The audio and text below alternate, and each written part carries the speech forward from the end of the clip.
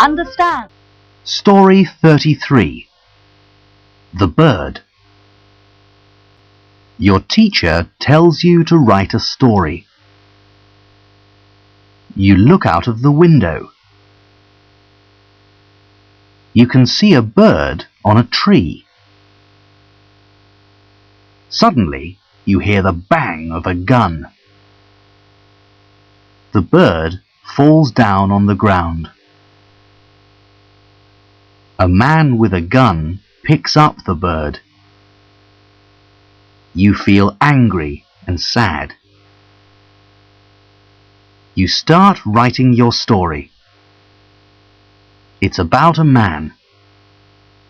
He aims his gun at a bird. A big ant sees this and bites the man's leg. The man says, "Ouch!"